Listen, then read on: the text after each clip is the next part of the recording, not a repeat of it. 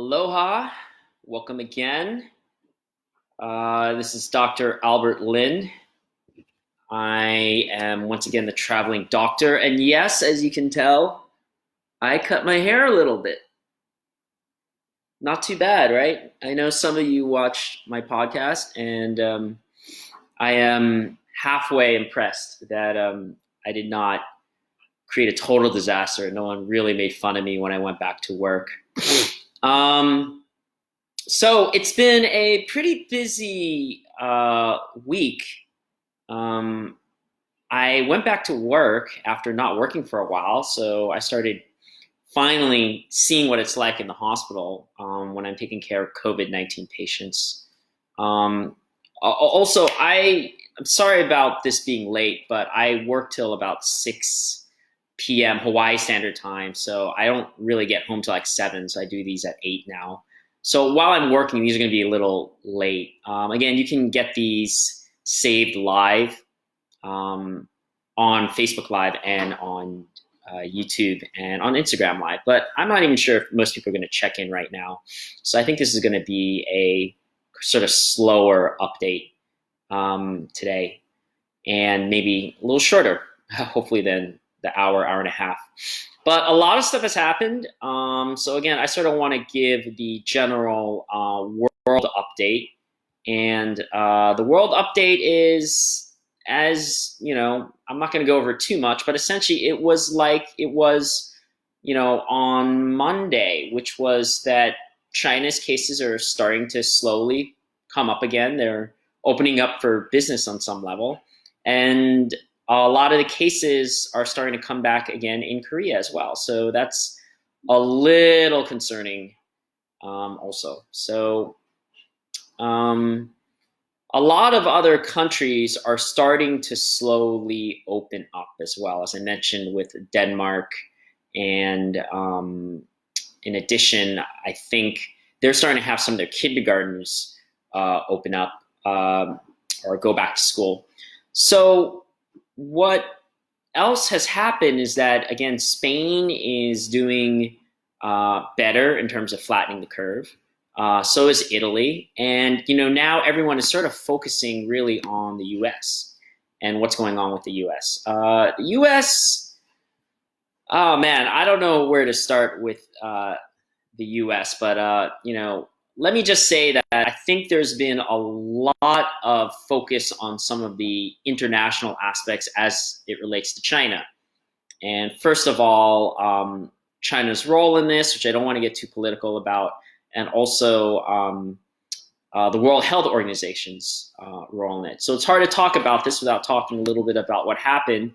The World Health Organization had its funding cut and suspended by Donald Trump. So Donald Trump essentially said he was pissed off at the World Health Organization for messing up and putting off the pandemic response. And, he says that he did a better thing by avoiding all the China stuff. And the China stuff essentially was his travel ban. And so he doesn't like the fact that the US is giving 25% of the World Health Organization budget and not getting a lot of benefit, as he puts it, a lot of benefit. So he held the funding for it, and he says it's a lot of politics. And someone asked me what I thought about that. I mean, I think there's two sides. Of course, you could say the World Health Organization doesn't, really play fairly in a way, because it doesn't include Taiwan, which is, as you can tell, on any of the per capita adjusted case count, it's the country that's doing the best. And thanks, hey, well, Jan is checking in from California, so welcome to Jan, or Janet. So yeah, that's a little political. Like, I don't think Trump did the right thing in cutting the funding, because, I get the point he's trying to make, but right now it's a world crisis and a pandemic, and a lot of boots are on the ground. I think there's time and place for that. But again, that's the major thing, that, China's cases are coming up, and China is also, unfortunately, not sharing a lot of the origin information. So a lot of the research that showed where it came from, which is essentially Wuhan, they're starting to look at not having the funding available, or not the funding, the research available. So Janet and anyone else who's checking in, feel free to ask any questions. I'm just giving an update right now on what's going on in the world. So yeah, that's, the major thing is that China is now hiding some of the data as they were hiding before. So it's hard to figure out where it started. They are helping with a lot of the trials. But for example, and maybe I'll jump around a little bit today, as New York is starting to slow down and peak, and as we've seen, total active cases, for example, in Spain have peaked, and total active cases have also started to peak in places like Italy. The question right now is, well, how are things going in, let's say the other drugs like Remdesivir, Remdesivir. Okay, I'm saying Remdesivir. I'm sorry, it's Remdesivir, not Remdesivir. So I always say it wrong. But essentially, Remdesivir is the new big drug you're going to be hearing about, and they've been studying this for a while. So Jan asks, when do I think is a good time for the quarantine to end? Janet, this is a really tough thing because I think it really depends by state. Just as Italy and Spain are starting to peak, and China peaked before them and opened up first, it'll depend by state. I think California is doing a really good job. And if you look at things like, I think you have to look not just at total cases. For example, Trump is saying that he wants the first or the lowest 10 states, or in other words, the states with the least amount of cases, less than 1,000, to open up, right? And that's not really fair because I think some of the states are smaller. So obviously states are going to do better by having less cases. I mean, I think that in terms of starting to open up, Trump wants a phase 1, a phase 2, a phase 3. And he thinks that the phase 1, which is the first step of opening, should happen logically when you start to see a decrease in cases over 14 days. So minimum, it should be 14 days from now, but probably more. In other words, end of April, beginning of May. So California has been doing really well. And again, if you look at total number of cases, right? If you look at total number of cases, the states with the least number of cases are essentially like the least populated states. They're essentially like New Hampshire, Nebraska, Maine, Vermont, West Virginia, Hawaii, Montana, Wyoming, North Dakota, and Alaska, in that sort of order. But it's not California. And that's why I think it's not fair, because you have to look at, again, like I said, per capita cases, right? Who has the fewest number of cases per capita? And actually, Hawaii is one of the lowest number of cases per capita. They only have about 380 cases per 1 million population. Minnesota has less. They technically have 1,900 cases. But for example, California, to go to you, Janet, because I know you're asking more about California. California is doing well, but it's not doing the best, For example, California has technically about 700 per capita cases, meaning 719 cases per 1 million people. So it's doing well, but I think Trump essentially is using the wrong number. I think, I would think that generally the good time for the quarantine to end is to pull it back. Phase 1, the earliest states can open up, and maybe even Hawaii will start doing some of the prelim opening up by May 1st. So what does that mean? Some of the businesses will open, right? They're talking about some of the states opening up some of the schools, and maybe having schools stagger dates. So like only half the kids come in Monday, Wednesday, Friday, the other half of kids come in Tuesday, Thursday.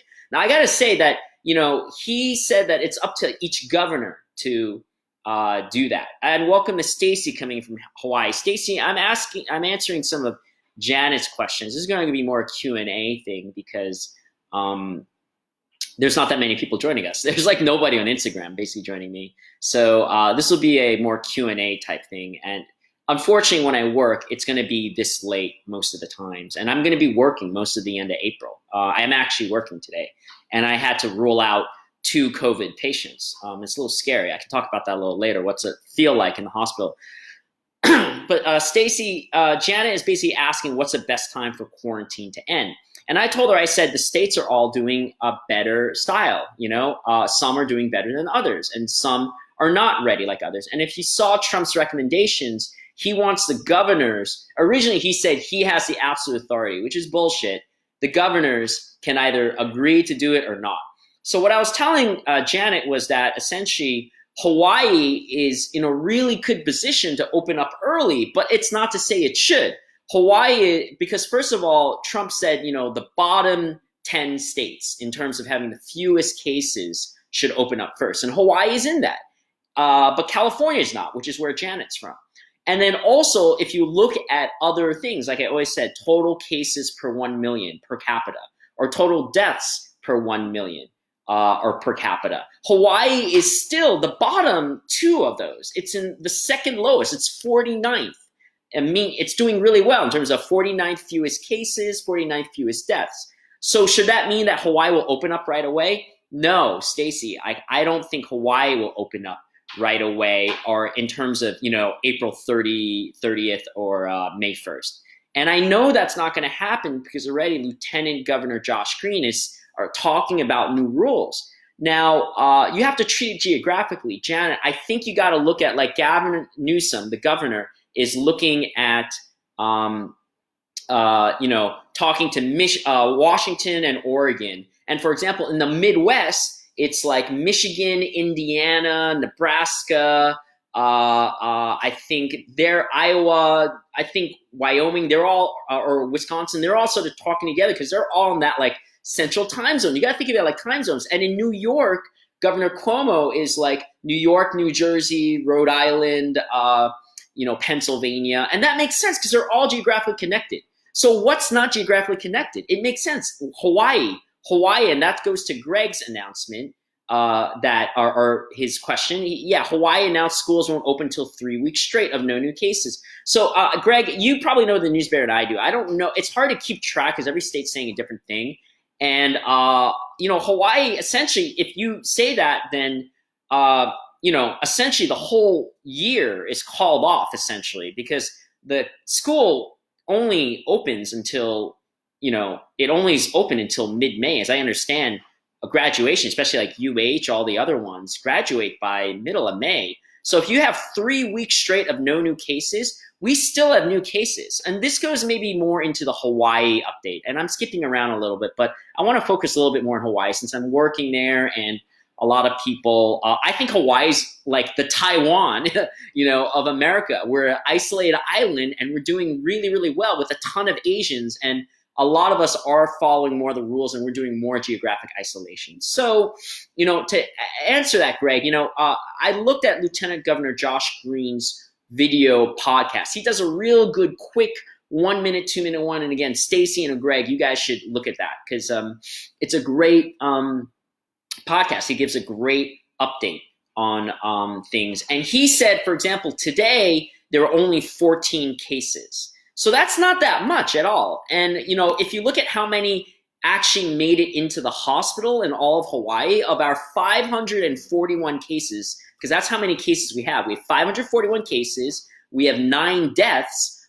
Only 41 of those 541 cases, in other words, less than 10%, ended up in the hospital, staying in the hospital. And of that 41 cases, I think, or 45 or something like that, I think only 38 are in Oahu and 9 are in Maui. And as you may have heard, Maui had a big cluster. The big hospital there, Maui Memorial, had a massive cluster of cases, and a lot of employees, and they're not even saying patients or whatever, of the hospital had it. So this is part of the problem. They're clusters, and from what I understand, Hawaii is investigating 12 different clusters. So Greg, so the point is you're right. So if there's only 14 cases, if there are 14 cases, that's still not 0 cases. So my point is I don't think Hawaii is going to reopen up their schools. But Trump's plan, which Governor Ige and Governor Newsom in California and Governor Cuomo can or does not have to listen to, because even Trump admitted it's up to them, it's up to their discretion. When they start phase one, they have to see three things. Their three things are their decreasing number of cases over 14 days. That's 2 weeks. So that will take a while, right? And Hawaii may have a higher standard. California may have a higher standard. New York may have a higher standard, especially New York, because if they open up everything, the volume will overwhelm them, So that's pretty bad. So the number two thing that they have to see is that the cases, not just the total cases, but the hospital usage, the ventilators, the ICU beds, all the beds are going lower and lower. And in Hawaii, that's happening. And I don't know if that's been happening for 14 days, but I think it's been going on for a couple of days. I haven't seen the exact Hawaii actual active case chart. I've only seen the US one. I mean, and if you look at the US active case chart, it's not really peaked yet. Look at Italy's chart on that worldometers.info graph. If you look at Spain and you look at Italy, they've definitely peaked. We've slowed down in the US, but we haven't hit the plateau. We haven't hit that flat part. In Hawaii, I think we are hitting that. And that's his point, or Trump's point, is that some of those states are hitting that earlier. And the ones that are hitting it earlier are essentially, I guess it would be more like, like Minnesota, Hawaii, Montana, West Virginia, Alaska, Oregon, North Dakota, Arkansas, Kentucky, Kansas. These are all isolated states, So my point is that it's really, So I see some other questions. Austin asks, the real question is, what happens when we open up the economy and the virus hasn't been completely eradicated and we get a resurgence in 2 months? What we really need is vaccine. Austin, 100%. I agree with that, 100%. And I've been talking about that on all my podcasts, and that's why I really don't like when they start focusing on trends related to drugs. Like first it was hydroxychloroquine, and again, now you all know, unless you're hiding under a rock, the biggest drug to make news today is remdesivir. And what's remdesivir? It's a different drug than hydroxychloroquine, which is an anti-malarial drug. Remdesivir, it works by inhibiting the replication of COVID-19 within the cells so that it doesn't multiply and cause big viral loads and cause people to get sicker. And then again, remember, there's two phases. There's like a sick phase from the viral phase, that's phase one, and the second one is a cytokine inflammatory phase. That's what all my doctor friends who've really taken care of this directly have told me. And so, the problem is Austin is totally right. If we reopen states too quickly, and Lawrence is trolling me on my haircut. Yeah, because, look, I have some size.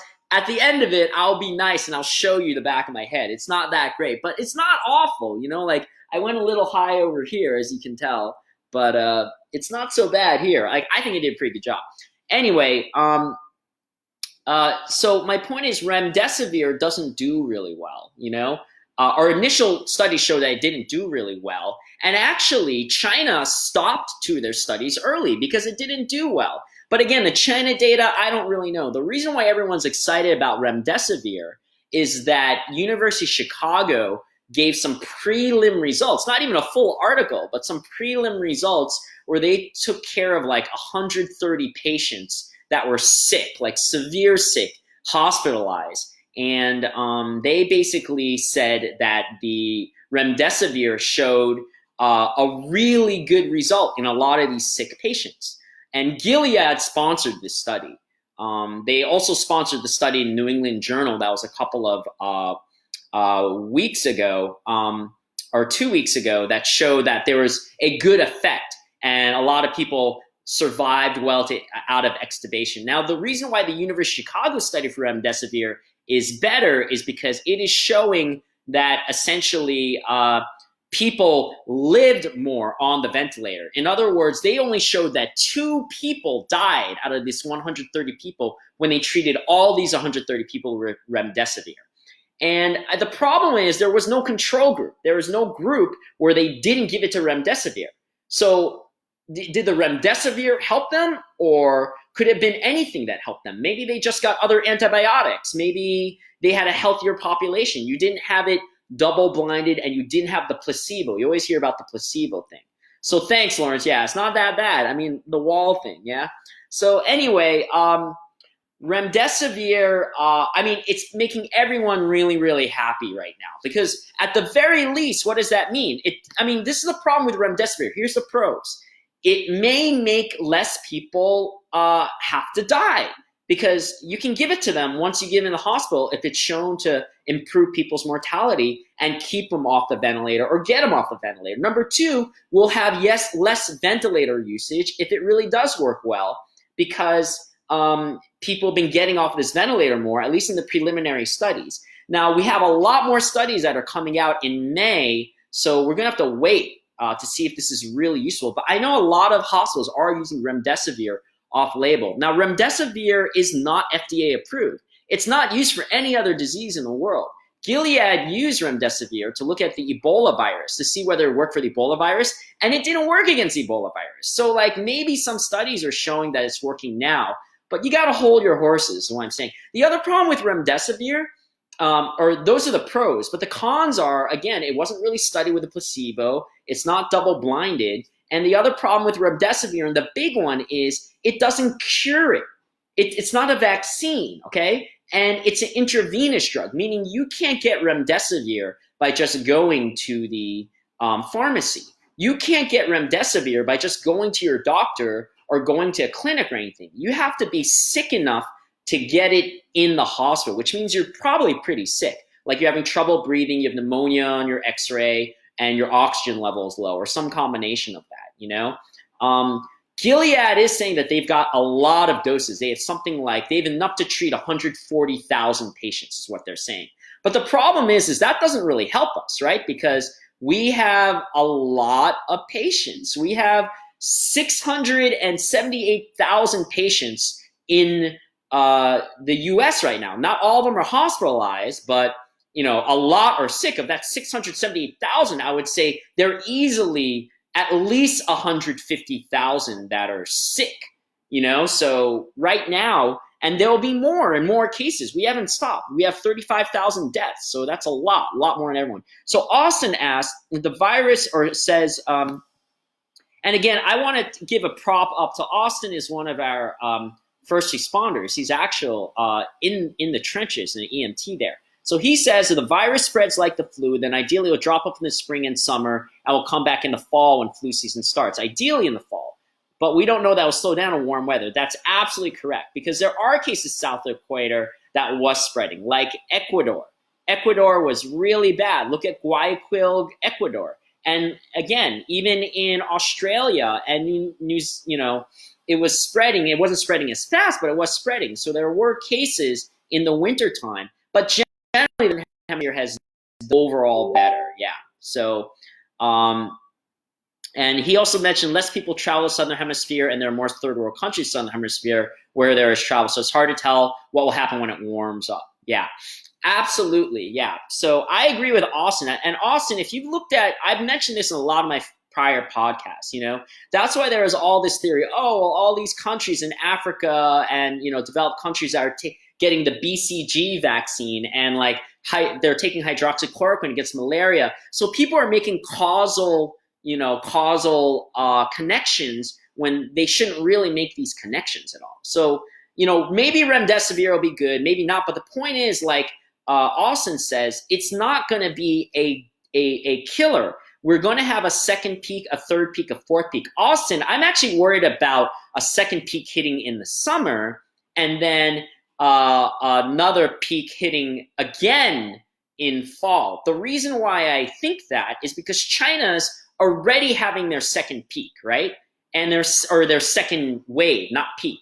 but they're having their second wave already in China, and that's only 78 days or less than 90 days. In other words, less than 3 months since they started it. So what I'm saying is we only went through 1 month of mitigation. 3 months from now is June or July at the latest. So that's why I'm worried our second bump, by definition, we're going to get more cases when we open up more society and not everyone's been exposed to it, even if everyone is wearing their fabric masks and doing everything else. And that's sort of part of the problem, you know? So, you know, I really worry about actually a second peak in the summer in June, July, August, and then a third peak with flu, you know, and that will be an absolute problem because not only will we have to worry about COVID-19, but we'll have to worry about the flu too. And Austin says, as soon as we open the economy without eradication, it's just going to come back. So Austin is totally right. You know, one of the studies that they showed with the immunization was this idea, or not immunization, when they did a massive testing. What they're saying is that anywhere from like, you know, a third of patients, but some studies out of Iceland say up to 50% of of cases were asymptomatic. So in other words, if they took all the tests that were positive, somewhere between 1 out of 3 to 1 out of 2 people were asymptomatic. They had 0 symptoms. And so these are the people we worried about that are positive right now, that you never know because just they weren't so good with their mask, or they were touching handles on doors and at the Walmarts and, or in shopping carts and not washing their hands that well. And they're just asymptomatic, so they don't think they have to worry about it, but they can easily give it to everyone. And that will be where the second wave and the third wave. So Stacy says 60% on the aircraft carrier. I'm not sure whether she means 60% on a positive cases were asymptomatic on the aircraft carrier, and that's really scary. I mean, that doesn't surprise me, Stacy, that the number is that high on the aircraft carrier because, you know, first of all, Stacy, those are tight ass quarters. I mean, what's an aircraft carrier besides a glorified, much smaller cruise ship, right? I mean, they live. I don't know if I've been on an aircraft carrier. Okay, so asymptomatic, and that doesn't surprise me because again, Stacy, what do we also have on the aircraft carriers? We have not old like fogies on a cruise ship. We have young, generally in shape, younger military guys without many medical problems. So in other words, the rate of asymptomatic people, I would guarantee, would be much higher in a place like that, or in countries where there are younger people. And again, they're living in such tight quarters, so everyone is sort of giving it to each other. So again, addressing Austin, Stacy, I'm very worried about it coming back. And so I think Hawaii is doing a really excellent job. We are doing the second best in the nation by cases, by deaths, by numbers. We're doing excellent. So I think. Actually, we're 5th in terms of number of cases. I did wash my hands. Don't worry, I washed my hands right before this. It's really hard to not touch your face, right? Anyway, so Stacy, one thing I don't know if you saw, but Lieutenant Governor Josh Green, because everyone, it's really bad in Hawaii. Hawaii actually is suffering one of the worst in terms of states. If you look at the absolute unemployment numbers and who's applied, there's been something like 230,000 people have applied for unemployment. And if you look at the total active working force, that represents something like 37%. 37% of Hawaii is unemployed. Before, it was down to like 2.5%. That's absolutely ridiculous, right? It's absolutely ridiculous. 37%. In other words, 1 out of 3 people, if you go out and look at working population on the street, are unemployed. And we have a lot more people in Hawaii. We have like so I think they're basically saying that the working force in Hawaii is something like 800,000 people. That makes sense. We have like 1.6, 1.7 million people, but not all those people are working. A lot of them are young kids and students. A lot of them are retired elderly. So we have 800,000 people, give or take, that are working. Yeah, I know, Austin. It's just hard. I had a long day, but I washed my hands. I'm telling you. So, my point is that they got to open up the economy on some level, but you're gonna have the people who can't survive because they're running out of money from the government. And so, what did Lieutenant Governor Josh Green say? He wants people to be tested negative, either show IgM, or he wants them to show a recent test 2 to 3 days within the flight time that showed a nasopharyngeal test negative. That's a really strict kind of rule, that you have to show antibody tests, which most people can't even get right now. Or instead of that, have an actual recent test that's negative, and then you can show that letter, and then you don't have to be under the 14-day quarantine. So in other words, I think Hawaii will open up. Maybe locally, they'll open up some stuff. They're also, Trump and the government gave some recommendations that, for example, in phase 2, they could open up like restaurants, but they can only if you can social distance. In other words, every like third table where you're 6 feet away, and the waiters are all wearing masks, and you're wearing masks until you eat or something like that. I don't know, what's. Oh, and my buddy Norris is checking in from Macau. Man, Macau. Norris, dude, I hope things are going well there. I heard Macau, and again, Macau is very close to China, but Macau and Hong Kong are doing a lot better. So there's even talks about like, well, when can we open up like other things like bars and clubs and casinos? Now, this is really tough. I think they don't want to open up bars and clubs and stuff where you're really tight until the very end. So when do you open up hotels? Can you open up hotels? Like my guess would be that, Hawaii would open up hotels during phase 2. Not the phase 1, but phase 2. They would reopen up some hotels to broader use, and that would get the tourism industry back. Now, you can imagine that, look, if Trump is going to try to open up just the states with the fewest number of cases, right? The fewest number of cases are all boring states. Maine, Vermont, West Virginia, Montana, Wyoming, North Dakota, Alaska, and Hawaii. So where do you think everyone's going to want to go if they know that like stuff is open up more? Of all those states, they're probably, with the less restrictions, they're going to go to Alaska or Hawaii. So Alaska and Hawaii, we've got to be really strict about it, and really hope Governor Ige and Lieutenant Governor Josh Green do the right thing, and then they don't open it up fully. They make people show a negative nasopharyngeal test. They make people show a negative antibody test. So that's the other thing. They're talking about antibody tests coming up, in the last, hopefully they're saying in the next month or so that Abbott Laboratories will have like tests that are antibody tests that will be available, by the end of May. I just don't know whether we'll see it by that quick. If we do, that really helps Hawaii. It really helps Alaska and these other states that opened their phase 1 first. But I don't know if we're really going to get it, Yeah, and Austin, I 100% agree with you. You say that certain states open with borders closed. Yeah, I mean, and that's what, for example, a place like Hawaii and Alaska, we are geographically isolated. So we are able to do that. No one can drive into Alaska unless you're from Canada, and we're not allowing that. And no one can obviously drive into Hawaii.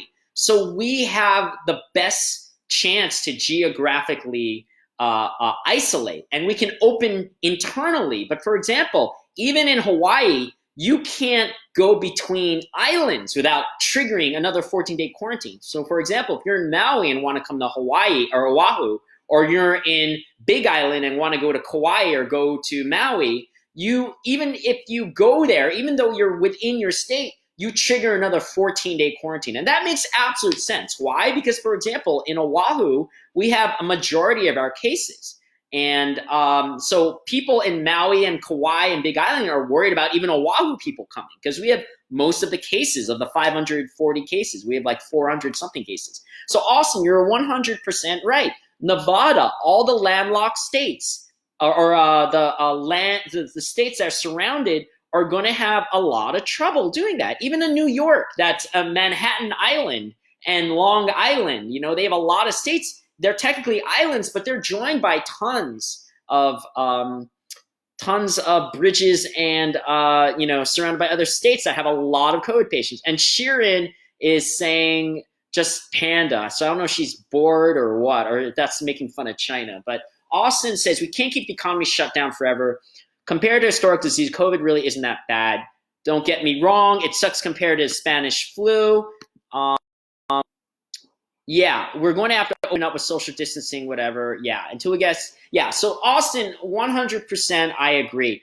Here's the problem: no matter how good these disease drugs, altering drugs are, and that's all they are: remdesivir, hydroxychloroquine, Actemra.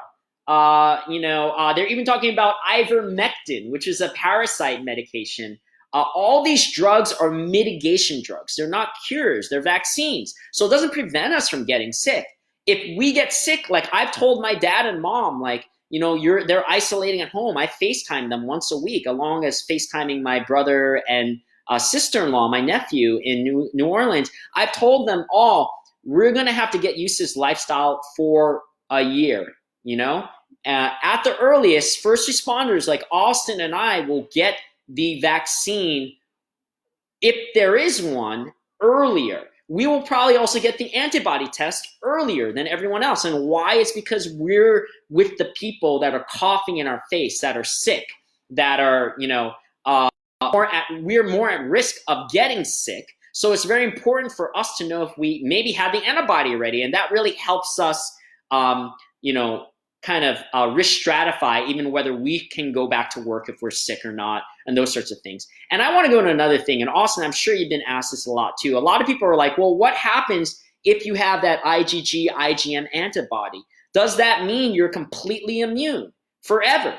No, I don't know that that's definitely. I think we have immunity for some period of time, but I don't know if we're immune forever. And some other people ask, well, can we give other people disease, or can we get infected again? Both times, both questions, I don't know. My guess is just because we have the IgM, IgG, say Austin and I got sick mildly and then we recover, but could we still give COVID-19 to someone else? Yeah, 100%, because we could be colonized on our skin, on our nose, or whatever. All it means is that we have the antibodies to not stay sick ourselves, but we could totally give it to someone else. And that's part of the problem. And the other thing you may have seen is that a lot of people in China are getting that disease, they are getting it again. It's coming up, and there's mutations, exactly like Austin said. So there are different strains, but the problem is that, there is no guarantee, at this point. Stacy, there are way more than 8 strains at this point. Okay. There are way more because, when the virus shifts, it shifts some of the proteins that are mostly on its surface, right? The surface of the surface proteins of the virus are what allow it to attach. And those things change a little bit. So you're getting slightly different strains, but they're not mutating to the point that they change all infectivity, or that they're severely more, infective. In other words, that they cause like your R naught, to be instead of like 1 to 2, which is where we think it is right now, between 1 to 2 people get infected per infected patient, that suddenly you jump to like 8 or 9 or something crazy like Ebola, or even like 4 or 5 like the virus in Contagion. What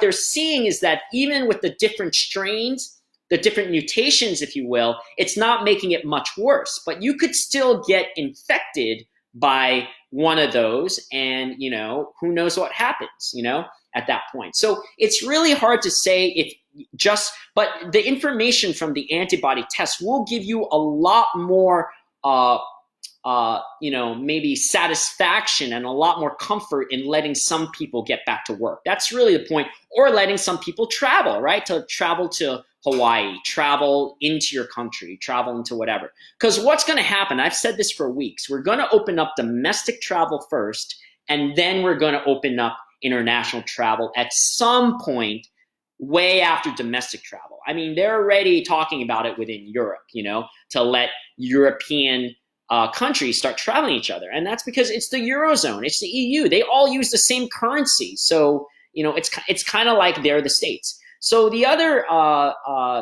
thing, that goes into the strains and that kind of thing. Again, I don't want to belabor the point, but there is, and this isn't fake news because it is on CNN, it is on Fox News, on every single news station, that the government is analyzing whether there is some connection to the strain of virus that they were studying in the Wuhan lab. In the beginning, everyone said, oh, no, that's just a rumor. It wasn't man-made. It wasn't whatever. And that's true. It probably wasn't man-made. They've done enough of the genomics to see a couple things. Number one, all the cases in New York were all mostly from Europe, not China, which doesn't mean that they didn't at some point start in China and evolve into the virus that went to Italy and Spain or whatever.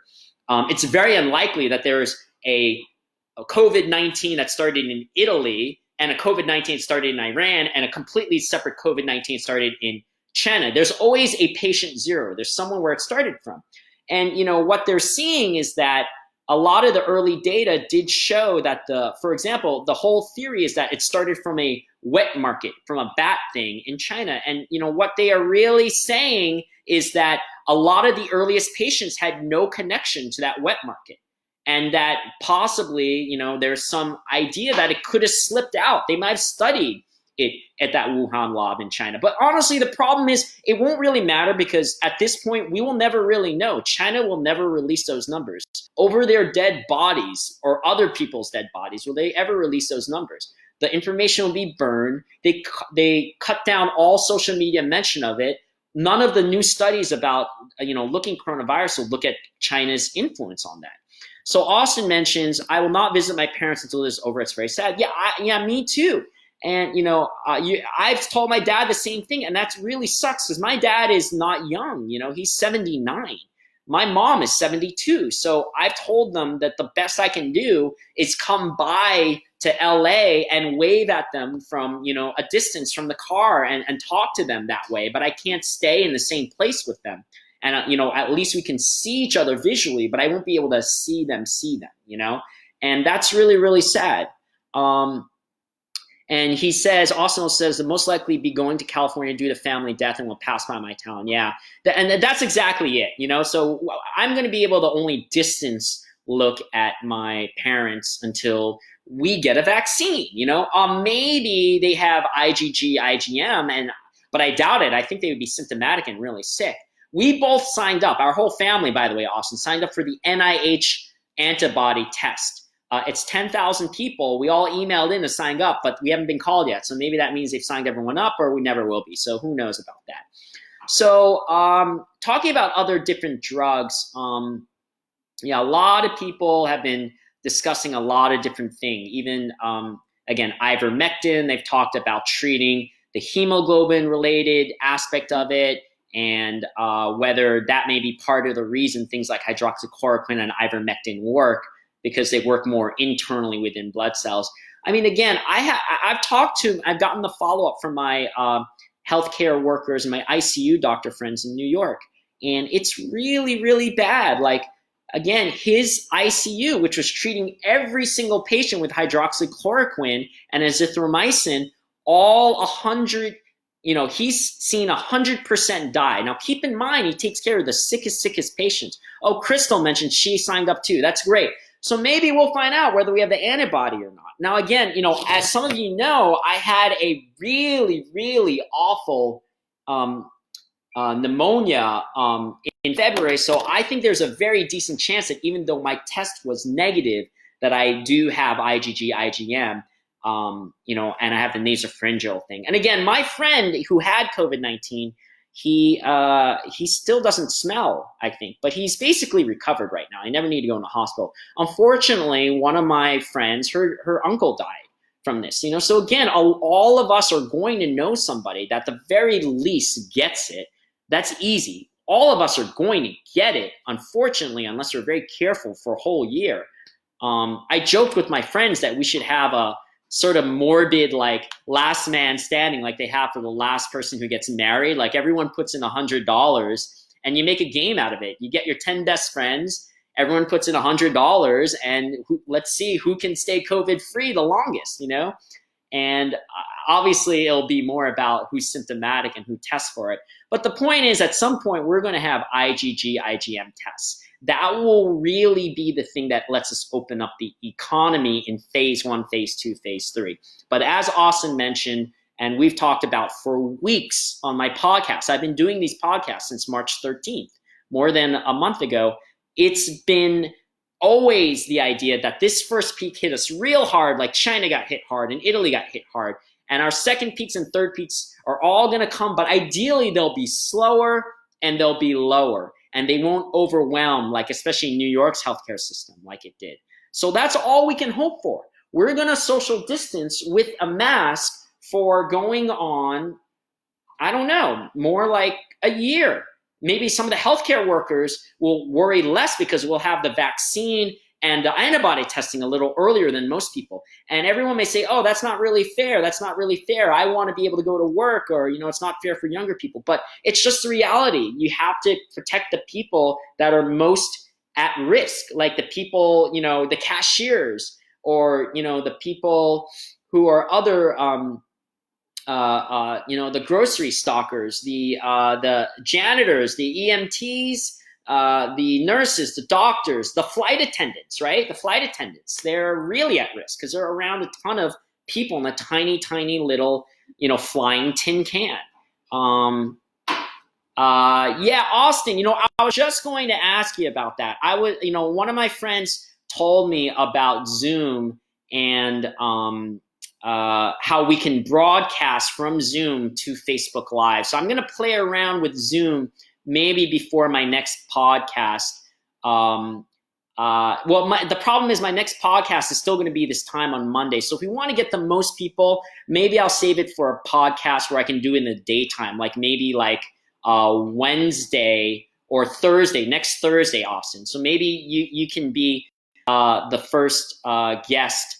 I also might bring in my friend Brian, who's my friend who actually had COVID-19. He'll talk about what it's like to have it, what he felt like, and we can do a little thing and advertise to all our friends. And I understand that Zoom, from what my friend tells me, we can podcast straight to Facebook Live from Zoom, so we can get like a triple split screen kind of thing. Unfortunately, my friends on Instagram won't be able to see anything, but at least they'll see Facebook Live. So anyway, I think I'm gonna slowly end up because there's not a lot of people on today, and maybe I'll get more questions later. But a lot of people have had a lot of questions. You can, okay, Austin, oh, that's right, you're in Mountain Time, aren't you, buddy? Dude, Austin, it's really good to hear from you, man, and keep the faith. You're doing really, really important work, and you're getting way more exposed as a risk than I am as a hospitalist. Because I am, for example, my experiences today, I admitted a couple patients, and they were all rule-out patients, and there's only one that I'm really, really worried about. But the problem is anyone that has a cough, fever, signs of pneumonia, and things, we have to treat them like that. So I had to put on all my PPE, the normal stuff, one for each patient. Hawaii, we're actually not running out of it. So I had to do my standard thing of, putting on my gown, sanitizing, my gown, my glove, and then putting on my mask, and then my hairnet, and then my goggles last, and then washing, before, and then coming in, and then when you come out, you got to doff, what they call doffing. You take it out my shoe covers too. All of that came on first, and at the end, you take off your shoe covers first, and then your gloves and gown off, and then you ditch them, or your hat, and then your gown, gloves, and you ditch them all, and then you come out and you sanitize again, and then you remove my mask, and I put my mask in the damn brown paper bag, and then I wash my glasses because I have these big goggles. I only get one pair of them, so I don't have the visor. So I'm not sure what Austin is really using, but Austin, yeah, okay, you're Pacific time. Okay, that's right. Okay, so dude, Austin, I've been going to Sydney a lot. I've been sort of seeing someone over there and seeing friends. So I've been going to Sydney actually 5 times since I met you up, man. So it has been a long time. But I hope you're safe, man. Connie says, in Southern California, we're not allowed to go out without a mask, and we'll get ticketed for non-social distancing. Connie, I'm glad you mentioned that. I forgot to mention this, but Hawaii has been very strict about that. Hawaii is like New York and like Southern California now, where we have fabric mask rules. And it started actually not even so much because the government was behind the times.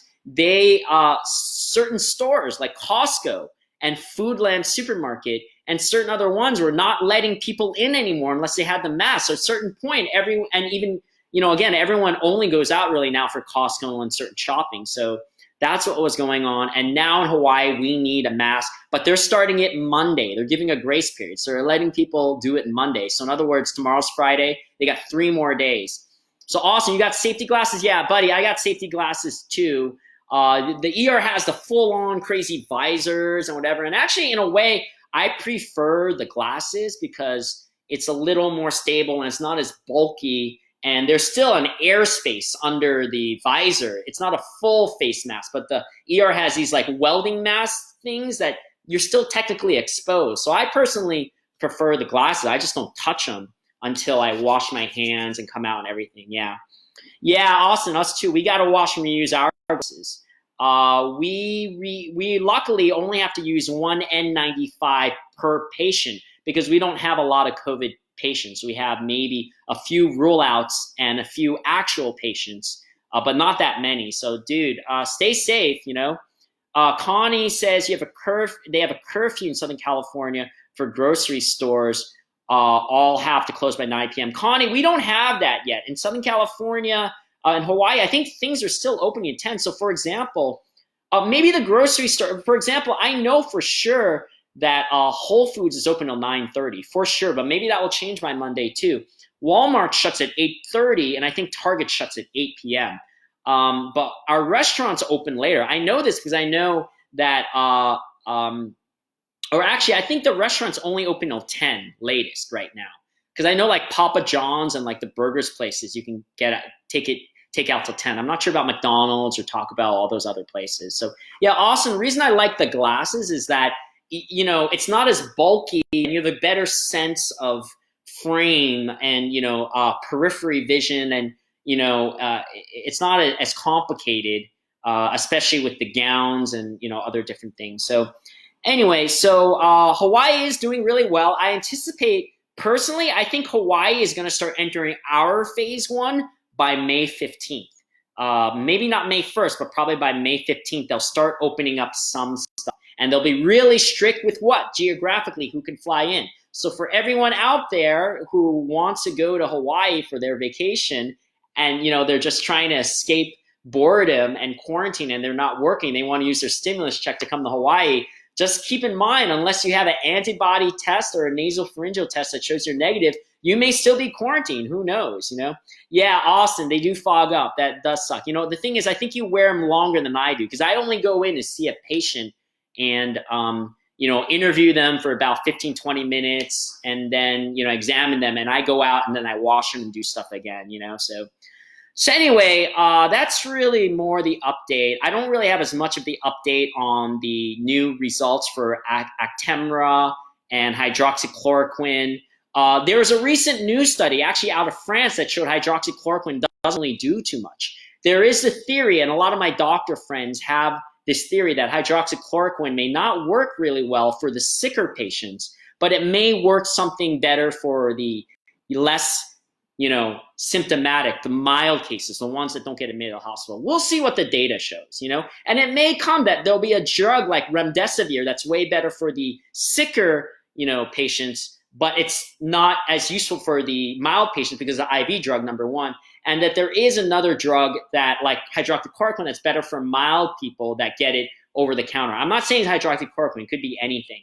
By the way, there is a new drug that goes under this weird label of 1108-C or something crazy. And some crazy or very like small pharmaceutical company starting it out of Emory. I heard about this out of Emory University.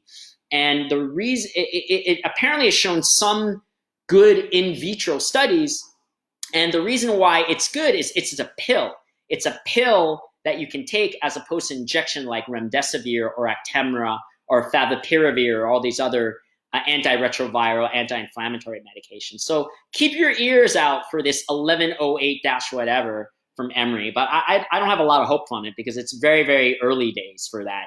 I should note one last thing about testing. You may have heard that there have been a couple of places that can totally antibody test.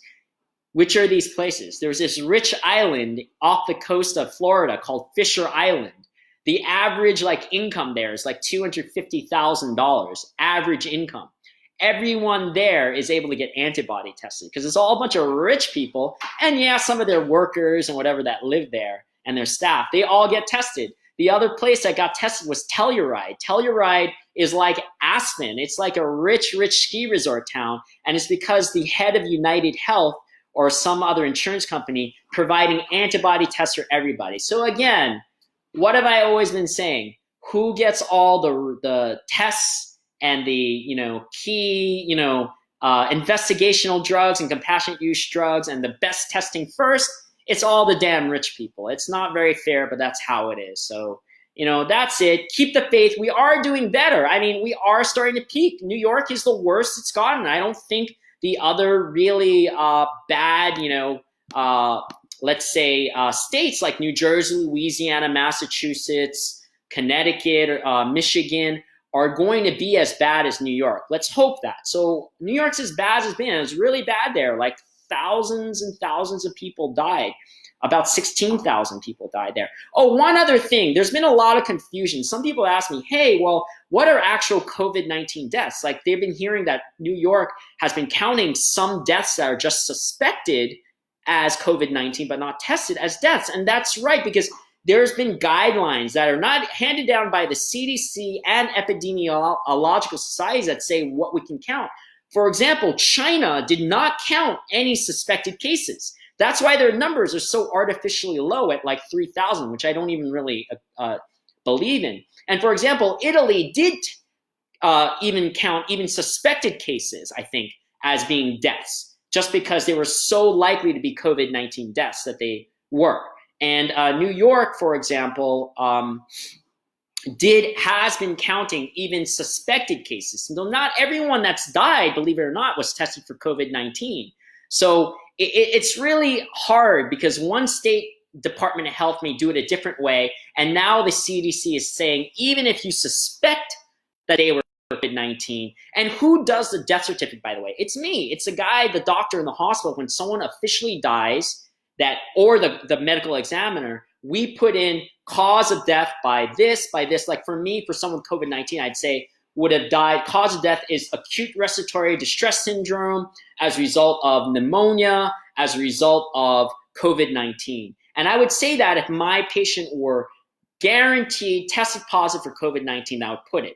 Otherwise, I might not be able to put COVID-19, but it could be suspected, if I didn't have a chance. And let's say it was someone who coded in the emergency room and I have to put a cause of death, but we didn't get the results back yet. That could be a suspected case, but it's not officially proven. They just had a lot of risk factors and it looked like ARDS with a bad pneumonia. But it could still be COVID-19. That's why these numbers differ of deaths or even cases by state, because some of the deaths are counted as COVID-19 deaths and biologic COVID-19 cases. And so it's really confusing. And Stacy Brown, Stacy asks, what's the best case scenario in your opinion? Stacy, I'm not sure I understand what you mean by best case. By Hawaii, or best case by what? Or best case nationally, or best case by Hawaii? Because those are very different ideas, Connie says, is doing food delivery such as Instacart, Uber Eats, Postmates dangerous, being a driver? Connie, I mean, it's just exposure, right? I mean, it's not that it's dangerous. It's just more dangerous than your average person going to buy,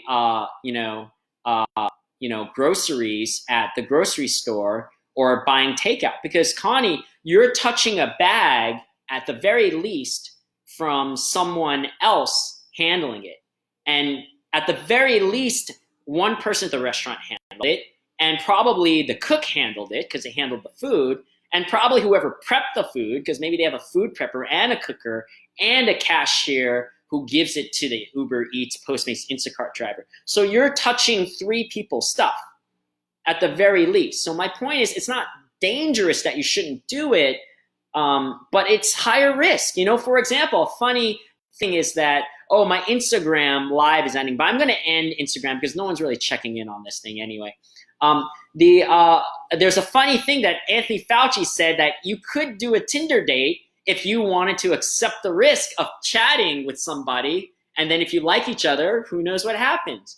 I've been on a Tinder date or two. It's hard to remain apart from each other. That's just what happens on Tinder dates. So that's it. Well, anyone in my Instagram live story that checks out later, aloha, I'm the Traveling Bachelor, goodbye.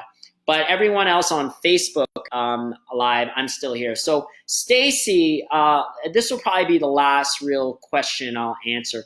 My best case scenario, Stacy, is this. My best case scenario is that the mitigation keeps working and that we have fewer and fewer cases for the rest of April. And our cases are falling. So for example, today we have 14 cases. My hope is for the next 14 days, because we have 14 days left before April 30th and the end of the month. We have 13 cases, then 11 cases, then 10 cases a day, then 8 cases, then 5, and less and less and less. And we see we are doing really, really well. If we hit that by April 30th, by May 1st, maybe best case scenario, Governor Ige, we do phase 1 reopening. We reopen the Hawaii economy phase 1 for certain industries, not bars, not clubs, not movie theaters, not cruise ships and not whatever, but we open that stuff up, and that is a phase 1 that goes through all of May. And after phase 1, if that looks like we don't have a peak in more cases climbing up again, then we can talk about possibly phase 2 for Hawaii. Basically, my best case scenario is that we do 1 phase a month, only if we see the cases don't rise up again. If they do at any point, we just back down from phase 2 back to phase 1, or phase 3 back to phase 2. And I also think the best case scenario will only happen for us if we lock people from coming down to Hawaii. We don't let anyone in that doesn't have an antibody test or a negative test, even if they're Hawaiian. Sorry, Hawaii people. I mean, we can let them in. You can't completely shut down the airport unless the FAA allows it. I've checked this up. You cannot. The governor, everyone's like, why doesn't Governor Ige just shut the airport, or Governor Cuomo shut JFK? You cannot decide that. The FAA has to decide that. That's a federal thing, So best case scenario, Austin, I 100% agree. Certain things like restaurants open, again, every third table, 6 to 8 feet away. In my mind, most restaurants, even if you did every other table, that's not really 6 feet away. It could be every third table or something. Schools reopen, half capacity. That's what I talked about earlier. Some kids go Monday, Wednesday, Friday, and the rest are from home and doing remote distance learning. Other ones are Tuesday, Thursday. But again, by the time June comes, most of the states are over and done with school. A lot of them are, at least, so we'll see. And the only states that are going to be able to do this are those bottom 10 states that are doing really, really well. Movie theaters, I 100% should remain closed. Sports teams will play, no audience. We get a resurgence. I don't think it's going to take to the fall. I think we're going to get a resurgence in the summer. Again, just look at China. Look at their wave. Their wave is starting to hit again. Their second wave is hitting right now. It's just that everyone's so focused on the U.S. because we're really, really, really, really hurting, So, And the problem with this, Austin and Stacy, is that the problem is people are impatient. If there's one thing this experience has told me, is that everyone is impatient in America. We can't handle our shit for 2 weeks, some of us. Now we're going on just about, 2 weeks to a month. Again, I've been doing this more than, I think it's 30 days, because I started this on March 8th as soon as I realized I had to get tested for my nasopharyngeal test and I had some symptoms. I've been doing this since March 8th. It's March 16th, so I've been doing this for 39 days or something right now, So my point is, most people can't do it for 1 month. So when they see in all these other states that are not doing well, like Louisiana and Michigan, they're already having protests in Michigan and North Carolina, that Hawaii gets to open and Alaska gets to open. And Nebraska also gets to open. Or that, North Dakota and Oregon and Arkansas get to open for phase 1. It hasn't been that long, right, Stacy? But people are losing their shit because they cannot handle even social distancing and wearing a mask and thinking for society for even 2 weeks. They can't handle it, which just makes me realize that a lot of Americans are going to F this up for everyone else if you try to reopen. China can lock stuff down because they are nuts. You know, they are really, really like not human rights, you know, so they can do these things and they can pull people. They physically drag people out of cars in like stuff that would never happen in America. I mean, you know, I've been to China, so I know how it works there. So yeah, Austin, dude, I miss the gym too and doing other things. You know, I tell you, I'm telling other people they are allowing surfing. I don't know if they're allowing it in other places like in Oregon. I know in California they don't, but they are allowing surfing here. So I've done it selectively far away from other people, like nowhere close to even 30 feet within somebody. And I've gone out and surfed 3 times. That's been my general thing, and besides watching what I eat. So anyway, guys, it's getting late. I haven't even eaten dinner right now. It's getting to close to, it's 9 o'clock. So I'm going to go and cook some dinner. I'll join you again in Monday, 8 p.m. Hawaii Standard Time. Again, you can add me on Instagram at thetraveling_MD. My Facebook page, you can like it at The Traveling DR or just The Traveling Doctor, and my YouTube channel, The Traveling Doctor, and Twitter at The Traveling DR. All these things, I'll have this broadcast up because I know a lot of you guys are asleep, but it will be saved on my Facebook Live and my Facebook feed and my YouTube. So Austin, buddy, I will talk to you about maybe doing the podcast on Zoom with a panel with you and my friend Brian. That will be a really good subsection as a patient who's sick, as an EMT, and as a doctor. I think that'll be a great, great thing. And then we can advertise it to all our friends and sort of do it that way, okay? So that's it. And yeah, you're right, Austin. We are lucky that we can leave, but our job is also the highest risk at getting sick, too. No one else has people breathing in their face like us. So anyway, Austin and Stacy and everywhere out there in social media, la la land, stay safe, wash your hands. And again, I hate sounding cheesy in this all, we're in it together, but you know, we're in it together. We've got to do everything together. This is not a passive thing. We've got to be active about this and actively wear our masks and actively, you know, narc on people and actively shame people. I have friends on Facebook who are still bragging about going into Costco and taking off their mask and I have a whole set of friends that are anti-mask. They're not anti-vaxxers, they're anti-mask. So we need to, you know, kind of regulate some people because otherwise it's our lives and our families' lives at risk, you know? So, yeah. So Austin, everybody stay safe out there. And we're doing well, though. We are doing well. So I do have glimmers of hope, but our lives are going to have to change, especially to protect all our older people. Stacy, your dad, and, you know, our older relatives. And my dad's 79. He's got some lung problems. And he nearly was in the hospital for pneumonia 2 years ago. So we got to look out for the people who can't look out for themselves, too. That is true. So anyway, guys, stay safe out there at Facebook La La Land and wherever you are. And this is Dr. Albert Lin, the Traveling Doctor, signing off for now. And yeah, stay safe, guys.